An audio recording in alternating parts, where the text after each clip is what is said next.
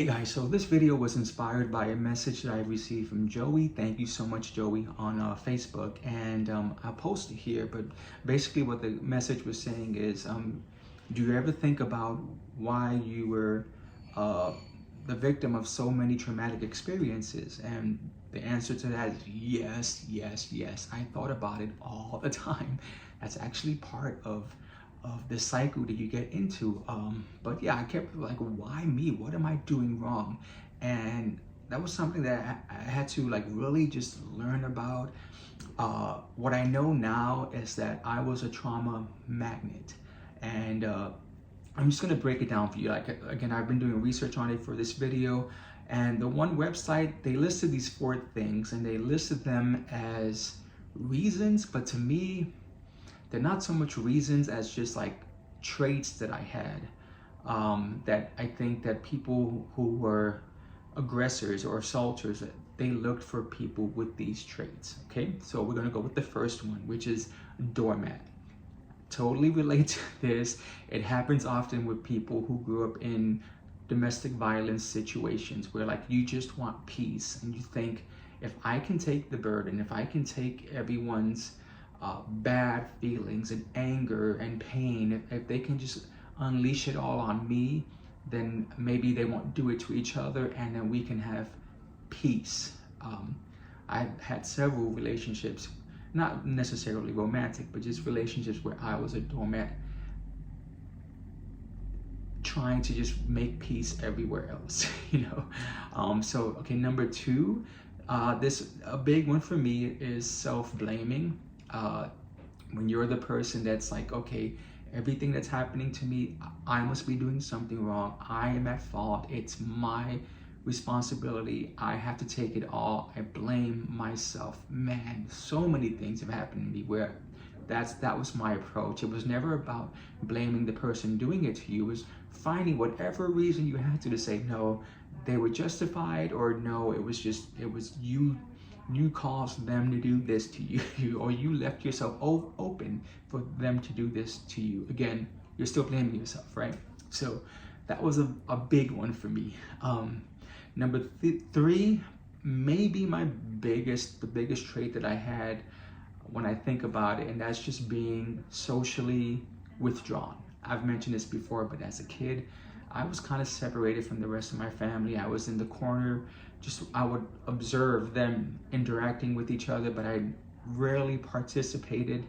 And that's for several reasons, you know, which I won't go into. But yeah, I was extremely withdrawn. And for anyone who's going to, if you're going to be an assaulter, I was like prime ripe fruit for that. You know, that's what they're looking for, because it's like there's less of a chance that you're going to put up a fight, there's less of a chance that you're going to say something, and so you are the perfect victim, and that's what they're looking for. And maybe something that they wouldn't try with other folks, they see you as the opportunity to try it. And again, one of the things with all of these traits is that they're all interconnected, right? So when I think about that and how I was chosen, I'm sure, for certain things because I was withdrawn, then you blame yourself, and you see how the whole cycle starts to happen, and so you accept it from the next person and you become a doormat. It's all related, it's all a cycle. The last one, which is actually the one that took me by surprise when I really thought about it, was being easily manipulated and gaslit. That was something where I thought, well, I'm not really that.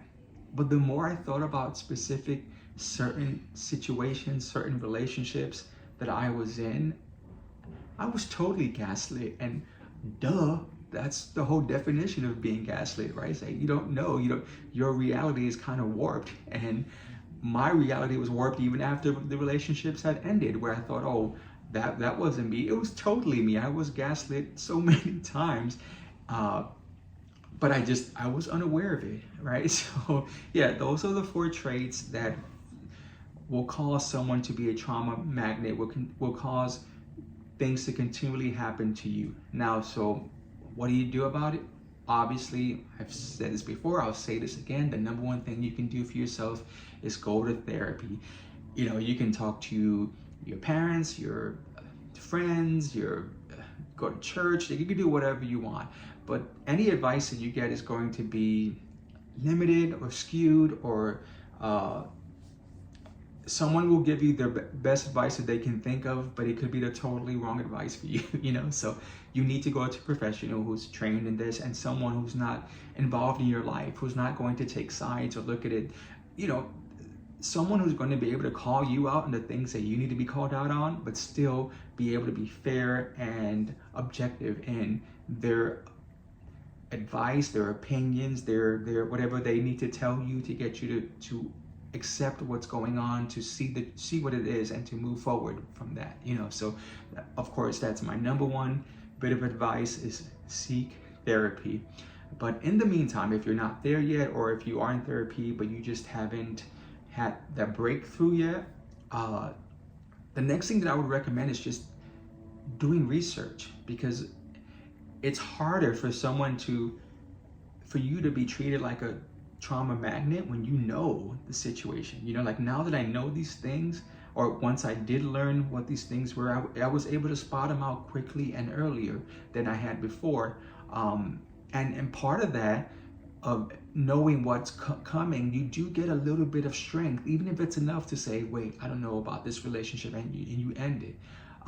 So because of that, even before I actually went into therapy, I learned about the trauma magnet and how to not be one. And again, just the knowledge of that helped me so much. I can say a lot of bad stuff has happened to me, but there was a certain point where it stopped, and where I was able to, and again, it's still, I'm still growing, I'm still developing, I'm still becoming stronger.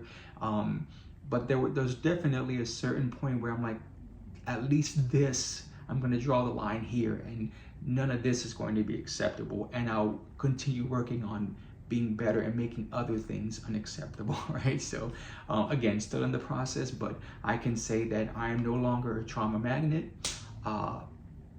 And it's something that if you are a trauma magnet, I wish that for you too. So I hope you enjoyed this video. I hope this helps someone out there. So please, like would be great, subscribe would be even better, but most importantly, comment. Let me know if you're a trauma magnet, if you're just realizing it, or if you had been one, and what you did to get over that. Anything you want to say, I'm here. I want to hear it all. Okay, bye.